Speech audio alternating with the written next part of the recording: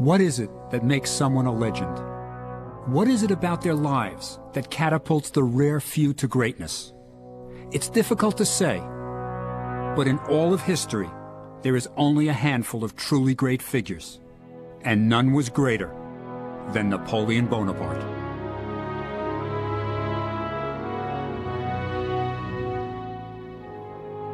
This is the tomb of the most famous ruler in the world, one of the most interesting and complex men who ever lived, and one of my favorite people.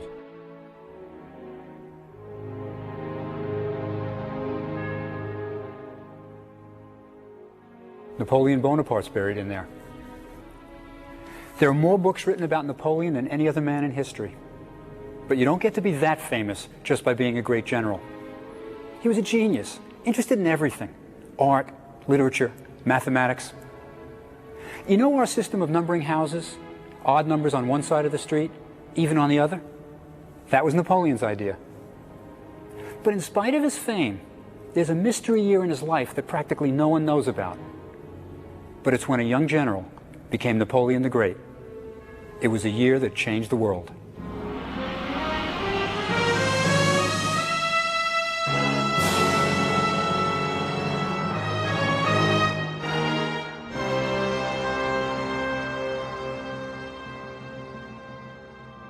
Our story begins 200 years ago, in Egypt. A land virtually unknown to Europeans of that time. This was a country that had lost touch with its glorious past, its vast temples and monuments shrouded in mystery, its ancient writings indecipherable. The Egypt of Napoleon's day was an Islamic country. The skyline of its capital, Cairo, filled with the mosques and minarets of the faithful. Bonaparte was only 29 and had just amazed the world with his military victories in Italy. He intended to establish his fame and glory by conquering Egypt. But why Egypt? Well, France was at war with Britain, and by conquering Egypt, Napoleon would block the trade routes to Britain's most valuable possession, India. There was another motive as well. Bonaparte was hungry for a new challenge. Europe, he wrote, is a molehill. Everything wears out. My glory is already past, and this tiny Europe does not offer enough of it. We must go to the east. All great glory has always been gained there. Seeking fame and glory, Napoleon would follow in the footsteps of his hero, Alexander the Great. He would sail for Egypt, that exotic land that for centuries had remained isolated from the Western world.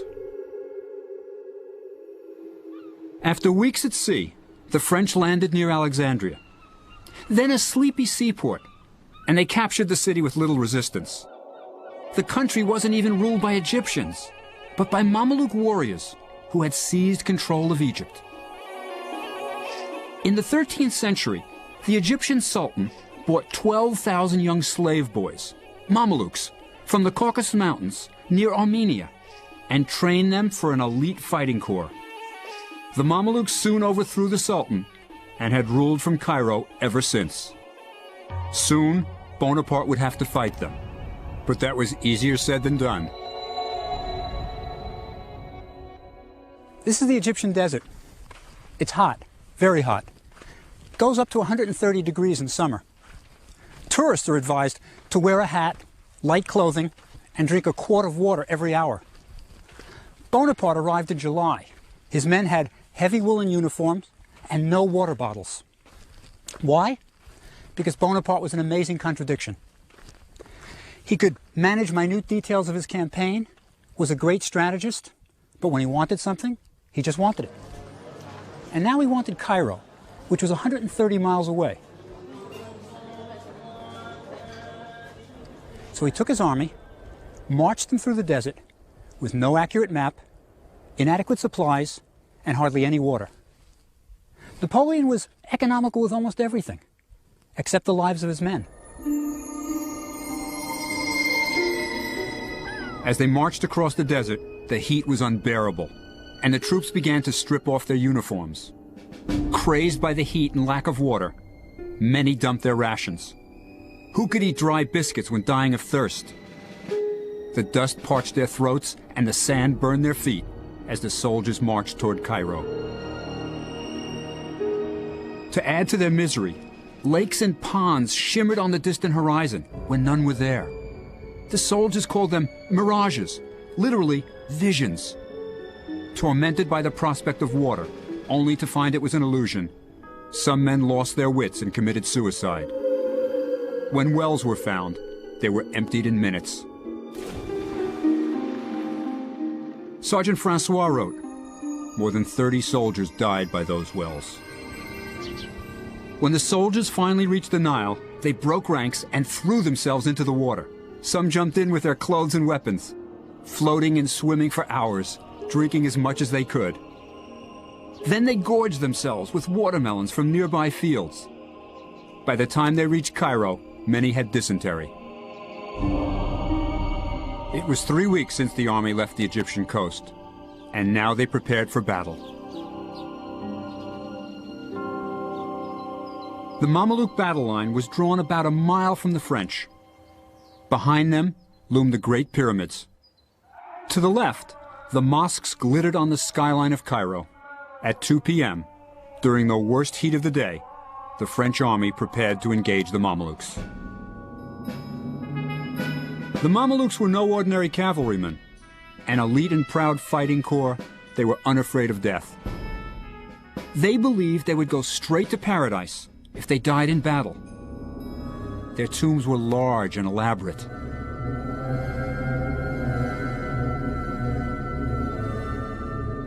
Bonaparte ordered his divisions to arrange themselves into the well-known square formation. Rifles at the outside, baggage and cavalry inside, and the artillery at the outer corners. The Battle of the Pyramids was unlike any other. For the first time in history, a European professional army would clash with the elite Oriental fighting class. It could have been billed as East meets West. The Mamelukes were fresh and confident. Their costumes were exotic, armed with daggers, rifles, battle axes and pistols. The Mamelukes were a formidable sight. Napoleon always knew how to inspire his men. Pointing to the pyramids, he shouted, "Soldiers, 40 centuries look down upon us." The Mameluke cavalry charged the French squares. The disciplined French troops waited until the Mamelukes were almost upon them and met the charge with devastating firepower. The attack was repeated again with the same result.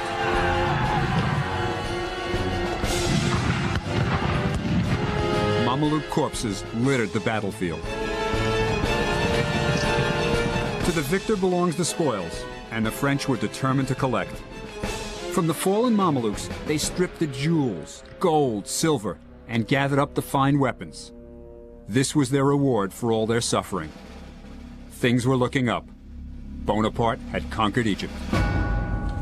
Let me tell you a neat detail about the Battle of the Pyramids. It was fought here, at Mbaba, in a melon patch. The pyramids are over there. Look at them. They're miles away. You see, Napoleon was concerned about how he'd go down in history.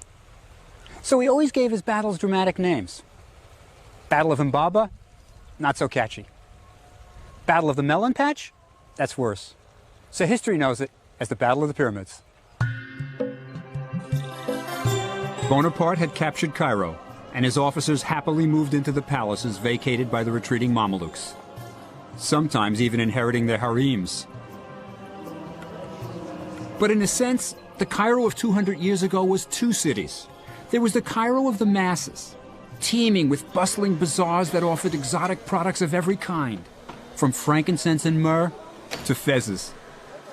Craftsmen made baskets, rugs, pottery. The French soldiers were fascinated by the covered markets and traded buttons from their uniforms for goods.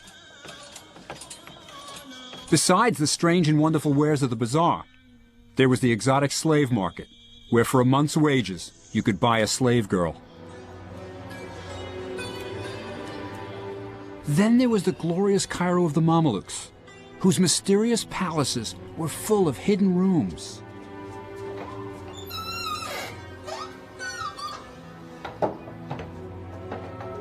Where cloistered ladies of the harem peered from behind screens, watching the men talking and eating.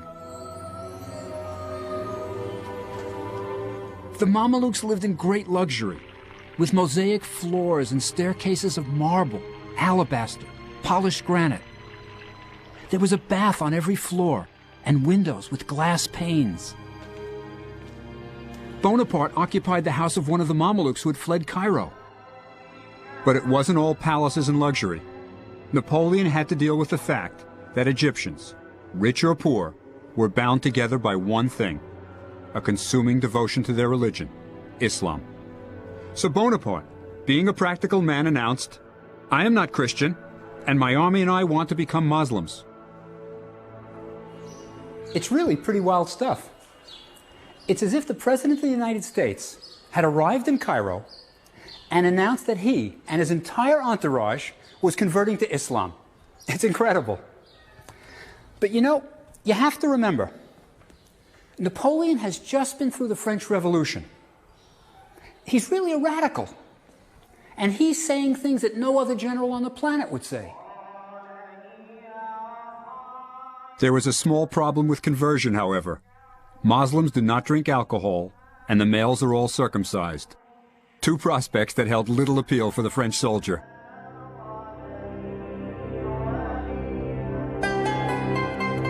As the army settled in Cairo, Bonaparte must have been pleased. He had just vanquished the Mamelukes and was master of Egypt. But then disaster struck.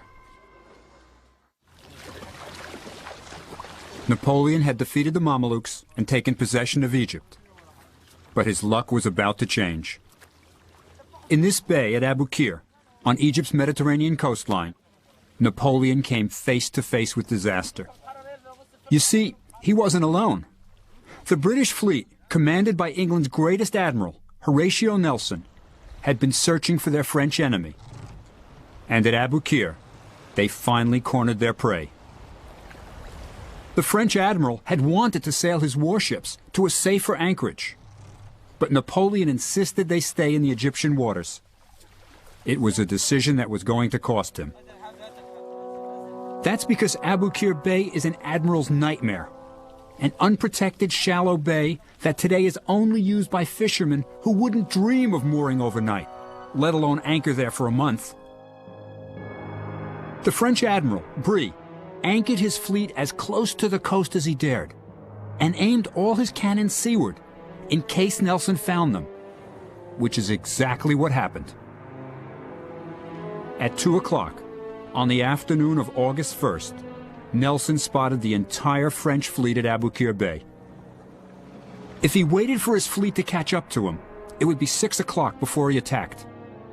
With only a couple of hours of daylight remaining, Nelson decided to fight the most spontaneous naval battle in history. The French expected the British to fight in the accepted way, to wait until daybreak, and then sail their ships opposite the French and fire away until one surrendered. But Nelson threw the rulebook away and sailed straight into the attack. As the British ships neared the French line, they saw that they could slip between the shore and the anchored French ships. Never expecting to be attacked from the shore, the French had no guns facing in that direction, and the battle became a rout. As the battle raged through the night, the roar of cannons and screams of the wounded and dying filled the air.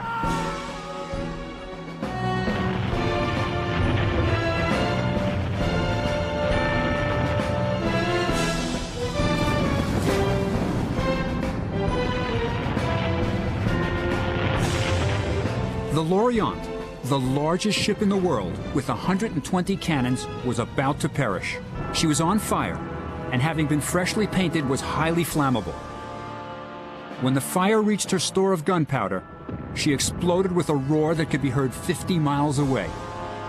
It was undoubtedly the loudest sound they had ever heard. Shocked, The men on both sides stopped fighting for 10 minutes.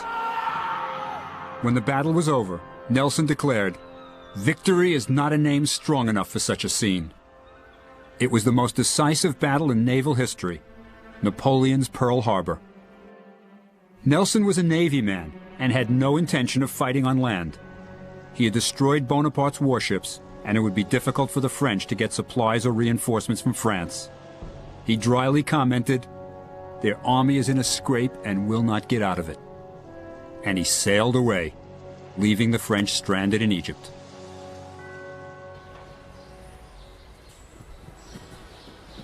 Imagine Napoleon's situation. His fleet is destroyed. He's stranded.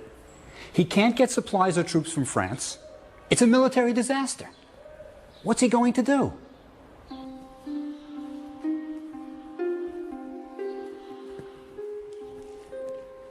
He founds a scientific institute here. This is no ordinary soldier. This is a general with incredible drive and intellectual ability.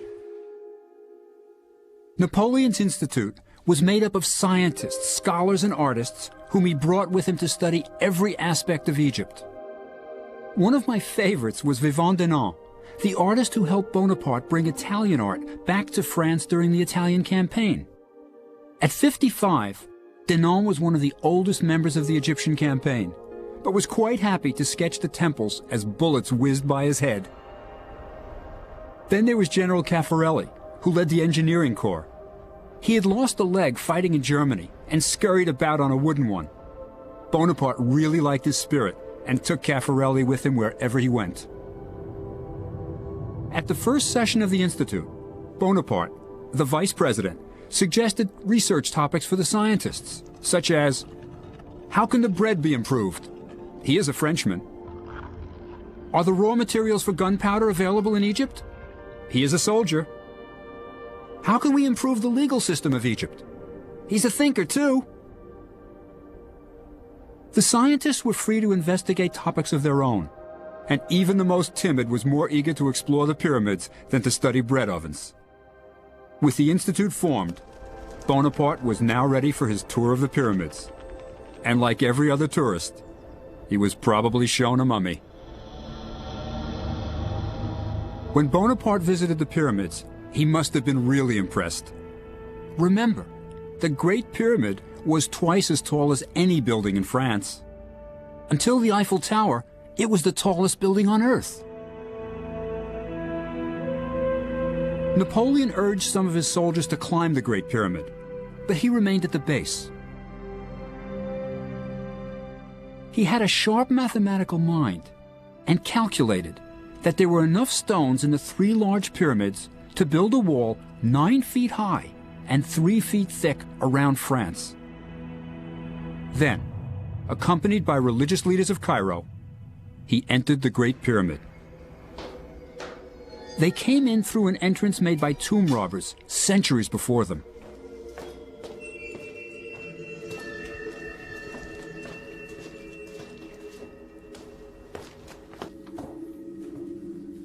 Napoleon climbed up through this passage into the Grand Gallery. It would have been lit by torches. As he climbed higher and higher, he must have wondered what he was going to see. Then he entered the burial chamber of the pharaoh. When Bonaparte came in here with his entourage, it looked pretty much like today. Just a stone sarcophagus. The rest had been robbed thousands of years ago. Then he did the unexpected.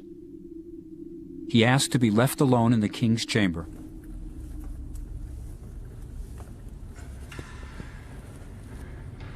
We don't know for sure what happened in here when Bonaparte was by himself.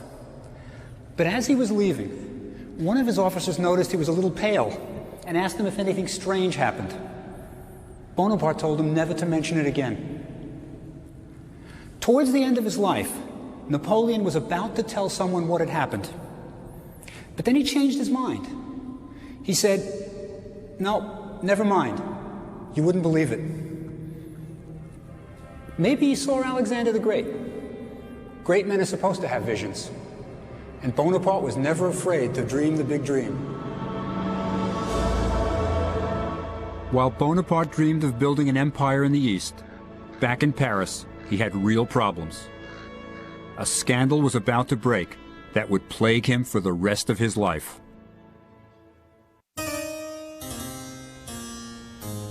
Before leaving France for Egypt, Napoleon had married Josephine, an older widow with a scandalous reputation. As soon as he was away in Egypt, Josephine began living up to her reputation for excess and self-indulgence. She spent her husband's money as if there was no end to it, and bought Malmaison, a chateau on the outskirts of Paris, which she lavishly furnished. She was indiscreet, running around Paris with a series of stylish young men. People began to talk. Napoleon chose to ignore the letters telling him of her infidelities and to dismiss the obvious. Napoleon really understood men. He could get them to do anything for him. But when it came to women, he didn't have a clue. Anyone who did wouldn't have married Josephine. But finally, Bonaparte was forced to accept the reality of Josephine's infidelities. Distressed by the knowledge of Josephine's trysts, Napoleon soon found solace in the arms of Pauline Faure, the 20-year-old wife of one of his lieutenants. Lieutenant Faure was quickly sent on a fool's errand to Paris, and Pauline moved into a mansion next to Napoleon's. While the affair flourished, the Scientific Institute began their study of Egypt. The artist Denon was overwhelmed by the sight of the Sphinx and wrote, "Although its proportions are colossal, those contours which have been preserved are supple as they are pure. The expression on the face is gentle, graceful, and serene. The mouth, with its thick lip, has sensuality in its sweep and refinement of the execution that are truly admirable. It is living flesh." Denon wanted to see the rest of Egypt, so he accompanied the French army pursuing the Mamelukes in the south. He would be the first to sketch the southern monuments from Egypt's ancient past. He would have a chance to wonder at the great temples, at Karnak and Luxor, sketch the mysterious carvings in the Valley of the Kings, gaze on the colossi of Memnon. He would record it all. His only fear was that he might not have enough time and materials. He did in fact run out of pencils, and solved the problem by melting lead bullets and improvising. We still call them lead pencils today. Overwhelmed by the antiquities of Egypt, Denon was constantly asking the soldiers for more time to draw the temples and tombs. He was the first professional artist to enter the Valley of the Kings, the legendary burial place of Egypt's pharaohs. Denon had never seen such a landscape. An isolated valley, gleaming white in the sun, totally devoid of life. And carved into the sides of the valley were what looked like caves, half clogged with debris. Inside were the tombs of the kings. He was desperate to record the tomb paintings with their vibrant colors. How was it possible to leave such precious curiosities without taking a drawing of them? How to return without a sketch to show? I earnestly demanded a quarter of an hour. I was allowed 20 minutes. One person held a taper to every object that I pointed out to him, and I completed my task with spirit and correctness. Denon wasn't the only scientist working in the Valley of the Kings. Two of the youngest members of the Institute, René Devilliers and Prosper Jollois, were having the time of their lives.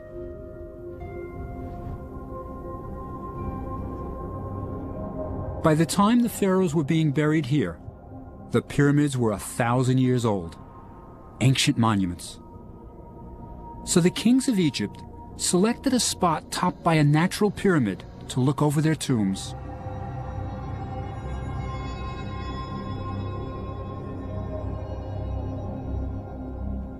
The two young engineers, in high spirits and seeking adventure, climbed out of the Valley of the Kings into a second valley that held no known tombs. They discovered one.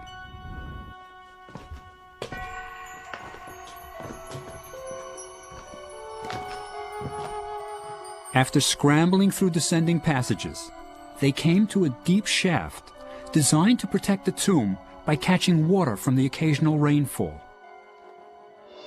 There they came face to face with the owner of the tomb. But they had no idea who he was. You see, it would be another 20 years before anyone would decipher the hieroglyphs and read the names. Our young friends had discovered the tomb of Amenhotep III, one of the greatest kings of Egypt. This was the king who built some of Egypt's grandest monuments. They also didn't know that Amenhotep ruled for 38 years, plenty of time to build a huge tomb. So they explored the pillared halls, mysterious side chambers, and magical spells on the walls. Finally, in the burial chamber, they found the king's broken sarcophagus. But Amenhotep wasn't there. Ancient tomb robbers had gotten to him thousands of years before. After the young scientists, 2 centuries of scholars would follow. They would discover incredible treasures in the Valley of the Kings. Mummies of the pharaohs, the gold of Tutankhamun. But Napoleon would never see the valley. A revolt had broken out in Cairo, and he was fighting for his life.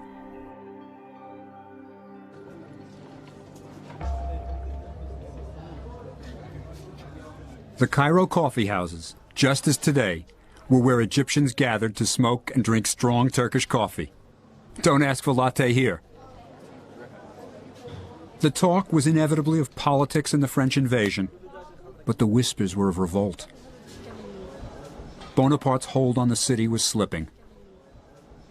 All along, Bonaparte tried to convince the Egyptians that he was really a fellow Muslim, their friend and liberator. They never really believed him. Besides, he was taxing them to death to support his army. There were other problems, too.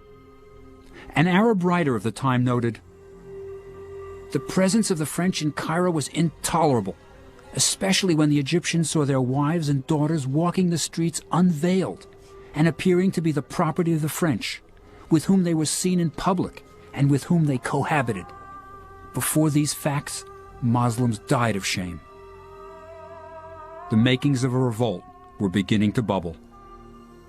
From their pulpits, the religious leaders of Cairo preached against the French infidels, and on October 21st, all hell broke loose. One of the religious leaders cried, "Let all those who believe there is but one God take themselves to the Mosque of Al-Azhar. Today is the day we fight the infidel." By 6 in the morning, faithful Muslims were running through the crowded Cairo streets with sticks and muskets. Soon, small groups of French soldiers were attacked, and General Dupuy, the commandant of Cairo, was killed. Bonaparte raged from his headquarters and ordered the cannons of the citadel to be aimed at Al-Azhar Mosque and anything else near it. The assault lasted 12 hours.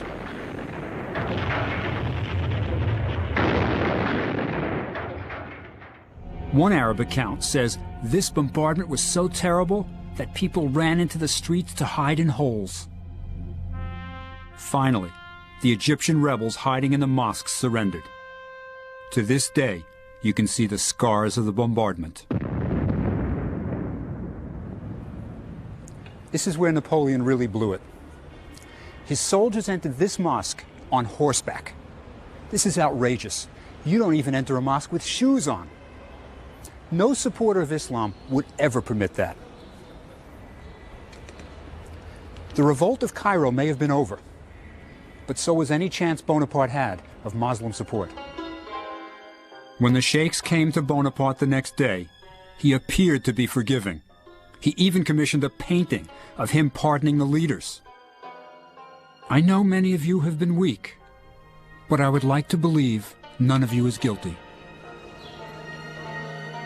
But when the sheikhs left, Napoleon ordered all those who had taken up arms against him be rounded up and taken to the army's headquarters in the citadel.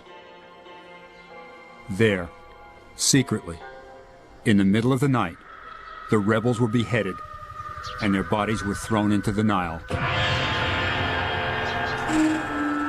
Napoleon was learning how to behave like a Middle Eastern dictator. Bonaparte had been in Egypt a mere 4 months, but a lot had happened. He had defeated the Mamelukes, established a scientific institute, lost an entire naval fleet, crushed a revolt, and discovered that his wife Josephine was unfaithful to him. Now he faced another problem. The Turks were massing troops in the Holy Land. So Bonaparte decided to march out and destroy them before they became a real threat to him. His army passed through village after village with no resistance. And then they reached Jaffa, today a suburb of Tel Aviv. Within the walled city, 3,000 Turkish troops combined with the citizens to resist. Bonaparte bombarded the city with everything he had. Finally, he sent emissaries to arrange the conditions of surrender. But the Turks killed them and displayed their heads on the ramparts. When the French troops finally took the city, they went berserk. Bonaparte noted in his journal, "The soldiers' fury was at its height. Everybody was put to the sword. Being sacked, the town experienced all the horrors of a city taken by storm. The massacre was terrible. Soldiers became beasts, sinking their bayonets into old men and babies, raping young girls still locked in the arms of their dead mothers, while the cries for mercy from the sick and elderly filled the air." But this was only the beginning. This beach wasn't always the scene of family fun and swimming. When Napoleon was here, 3,000 Turkish troops, given assurances by Bonaparte's officers that they would be treated as prisoners of war, surrendered. When Bonaparte saw his officers return with several thousand prisoners in tow, he asked, "What am I to do with them?" To escort the prisoners back to Cairo would take too many soldiers. To keep them with the army was too cumbersome. To feed them, impossible. To set them free, unthinkable. Something horrible happened here 200 years ago. Napoleon had the 3,000 Turkish prisoners killed. They were marched to this beach. The French opened fire. Pretty soon the sea was red with their blood. And then the French were told to use their bayonets to save ammunition. This massacre could never have happened in Europe. But Napoleon wasn't in Europe, and he was behaving like a Middle Eastern despot. You know, it took 3 days to kill all those Turkish prisoners. Even Turks who swam out to distant rocks were hunted down and bayoneted to save bullets. Bonaparte would need all the ammunition he had. His problems were only beginning.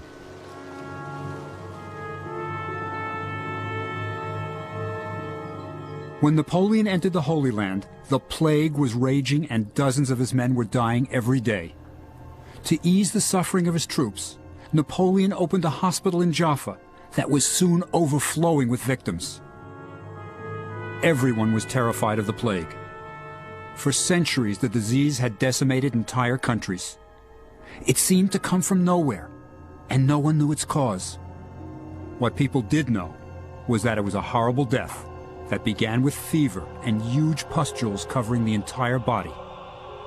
As the fever raged, the victims' tongues would swell, and their thirst became unbearable. The plague was killing dozens of men every day, but even worse than the loss of men, it was demoralizing Napoleon's army. Soldiers were afraid to assist their stricken comrades. Bonaparte had to stop the panic. So he declares that fear is the cause of the plague, and courage the cure.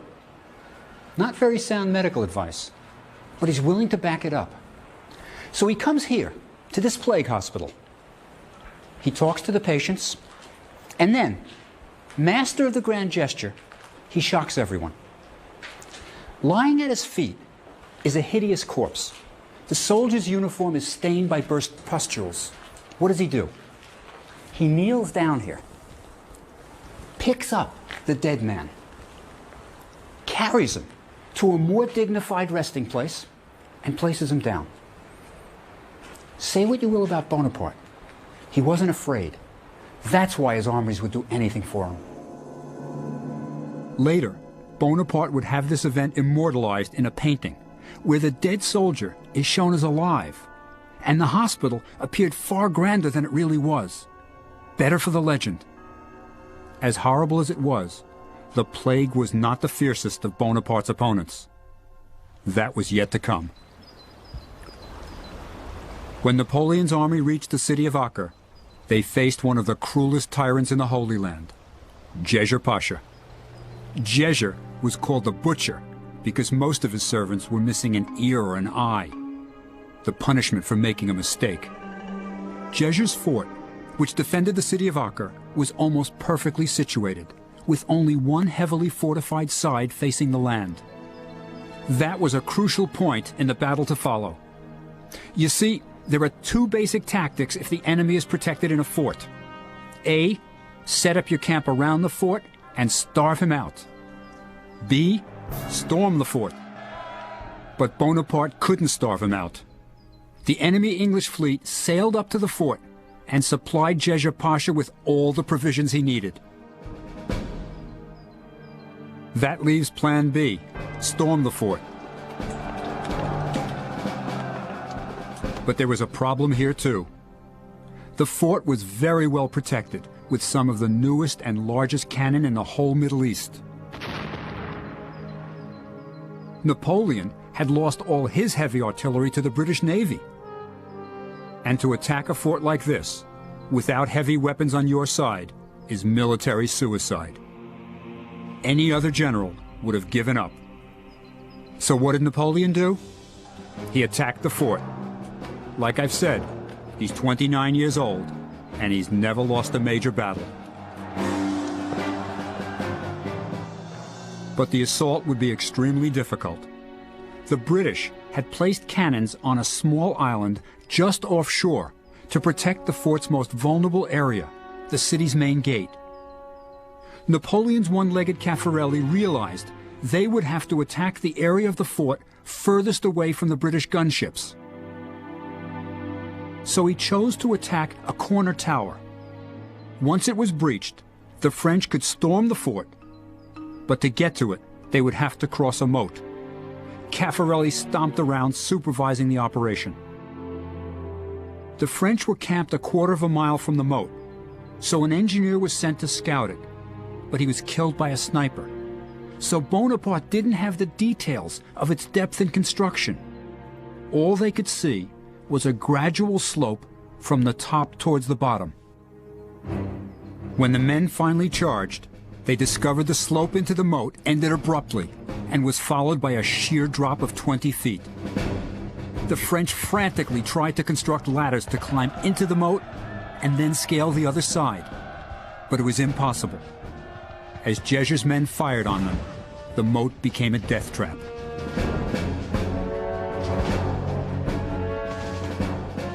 Napoleon hated sieges because troops were forced to attack one small area. He liked battles involving open troop movements, where his genius as a strategist could come into play. This was not his game. Now Bonaparte was running out of ammunition. So he printed a special order of the day, encouraging his men to sneak onto the battlefield and retrieve cannonballs. Each man was paid according to the size of the cannonball he brought back. Some enterprising soldiers built a mock fortification on the beach, hoping Djejer or the British would fire some large ones at it, because it was easier to dig cannonballs out of the sand. And they were paid twice as much for the big ones. The soldiers could certainly use the extra money. They hadn't seen their regular pay in months.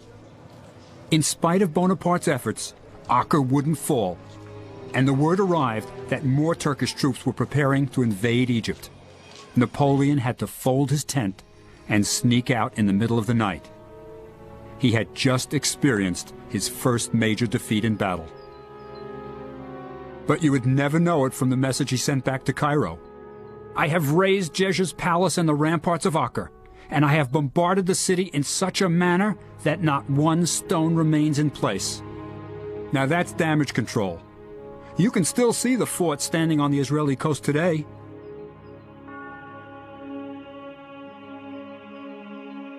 But the one thing he couldn't disguise were his losses. Bonaparte's favorite, one-legged Caffarelli, had his arm shattered by a cannonball and died 18 days later. He's buried here. Caffarelli's in there. He's minus a leg and an arm. But that's not all he's missing. Bonaparte had his friend's heart removed and mummified so he could bring it back to France with him. That's the kind of thing that made him a legend. Who would think of doing something like that? As I said before, this is no ordinary general. As the army marched back to Cairo, Bonaparte was faced with difficult decisions. Many of his men, too sick to be moved, had to be left behind. Those who could travel were carried on horses and camels. But the animals were also needed to pull the field guns, and Napoleon didn't have nearly enough. When they reached the city of Tentura, 22 cannons were dumped into the sea, freeing more horses and camels to carry the wounded. The surgeon Larrey devised a camel ambulance. Bonaparte walked. As the men marched back through Jaffa, where Bonaparte had massacred the Turkish soldiers, he had yet more tough decisions. His soldiers in the plague hospital were too sick to be moved, and the Turks were closing in. Today, the picturesque Armenian monastery that once housed so much suffering is in sad decay. But standing here, one can imagine the screams of delirious men awaiting death. And in these rooms, a moral drama played out 200 years ago. Bonaparte ordered the remaining French plague patients to be poisoned rather than leave them to be tortured by Jeger's men. The poison was administered by the army's chief pharmacist, who deliberately gave the patients a small dose, and some recovered to tell the tale. Later, Bonaparte insisted that the poison was left at the patients' bedsides so they could take it voluntarily in order to avoid falling into the hands of the enemy. When Bonaparte finally neared Cairo, he called a halt. He had a plan. The wounded were left in villages outside the city. The healthy were formed into ranks, captured flags were carried in the front, and a band played, and the army entered Cairo triumphantly through the Bab el Nasser, the Gate of Victory. Not only did he enter through the Gate of Victory, he renamed its towers after his countrymen. You can still see the inscriptions. Bonaparte was a hero. At least that was his version. In his heart, he knew the Egyptian campaign was lost, but he was far from finished. Napoleon realized his Egyptian campaign was lost. He had been soundly defeated at Acre, was losing hundreds of men every day to the plague, and had no way of getting reinforcements. Well, if his glory didn't lie in Egypt, perhaps it awaited him back in Europe. He summoned his next-in-command, General Kléber, to the fort at Rosetta, but it was an appointment Bonaparte had no intention of keeping. As Kléber made his way to the fort, Napoleon was miles away on the Alexandria coast, boarding a ship. He was about to leave Egypt forever. He didn't tell Pauline, his mistress. He didn't tell the army. He didn't even tell his next-in-command, General Kléber. I don't think he wanted to see him face to face. Instead, he left him a packet containing this letter. It's got some really interesting insights into Bonaparte. Look over here. He talks about how the news of Europe is forcing him to leave for France. And down here he says, "It hurts me to leave my soldiers to whom I'm so attached, but it'll only be temporary. Lots of luck." Poor Kléber. He's in charge of an army that's decimated by the plague. No hope of reinforcements. And it's worse. Bonaparte tells him to collect taxes, continue military victories. You know, Bonaparte's done it again. He's putting a very positive spin on his own military disaster. The spin worked. When Bonaparte returned to Paris, it was not as a defeated general who had just abandoned a decimated army. It was as a hero. He immediately had medals struck, showing himself as the liberator of Egypt. He was commemorating victories that never happened. One medal even showed him entering Egypt like a Roman emperor in a chariot pulled by a pair of camels. That's chutzpah. He had lost half his army, but everyone believed him. Within weeks, he was ruler of France.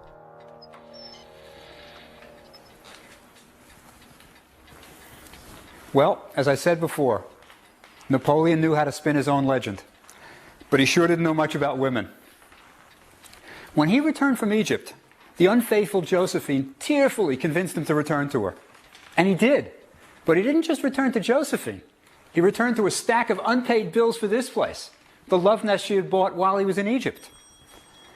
And it wasn't just the building he was paying for. She was furnishing it lavishly, expensively. Bonaparte may have been unhappy about the bills he had to pay, but let me tell you, it's a great place to run a country from. Our story doesn't end here. The lives of many were changed by his dreams of glory. The general he left in charge, Kléber, was assassinated in Cairo less than a year later.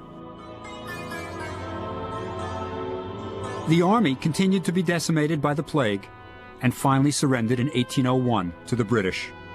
The survivors felt fortunate to have escaped with their lives. The scientists? They continued to collect their antiquities, birds, and plants until the day of surrender. When they learned that all of their drawings and collections were going to be confiscated, they said they would rather go to England with their specimens than return home to France without them. The British kindly let them keep everything. Well, almost everything. You see, some of the scholars spent their time copying hieroglyphic inscriptions, hoping it would lead to the decipherment of the ancient language. Then they got their break. As the soldiers were shoring up the foundations of the fort at Rosetta, they came upon ancient blocks inscribed with hieroglyphs. One, a large stone, bore the same inscription written in ancient Egyptian and Greek. They knew they had stumbled upon something very important. The British wouldn't let the French keep the Rosetta Stone and took it back to England, where you can still see it today in the British Museum. 20 years later, the French scholar Champollion, using the Rosetta Stone, cracked the code and read Egyptian hieroglyphs for the first time in 2,000 years. So the deciphering of hieroglyphs came out of Napoleon's quest for glory. It was the beginning of modern Egyptology, perhaps Napoleon's greatest legacy. And Napoleon? Well, if you remember your history, he eventually crowned himself emperor. But in the end, his impatience and overconfidence did him in. As in the Egyptian campaign, Bonaparte invaded Russia unprepared for the weather, this time freezing winter conditions. He lost more than 250,000 men. It was in Egypt that Napoleon first tasted absolute power.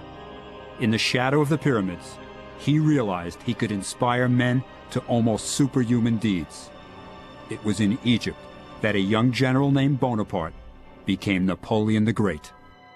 After his final defeat at Waterloo, Napoleon died in exile, but always wanted to be buried in France. 20 years later, he finally got his wish. When the body was returned to Paris, it was the dead of winter, the temperature below zero. Napoleon's body moved through the streets in a gilded temple-shaped hearse draped in purple and gold.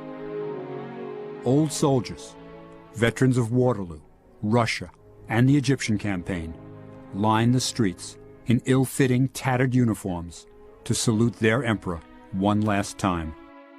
36,000 official passes were distributed for the funeral, but so great was his legend that more than 250,000 requests were made. In spite of all his failings, Napoleon Bonaparte was a great man, a visionary who saw no limits, and his men were proud to have been part of his vision. So he lies here, under a great dome. His epitaph? Let him rest in peace beneath this dome. It is a helmet for a giant's head.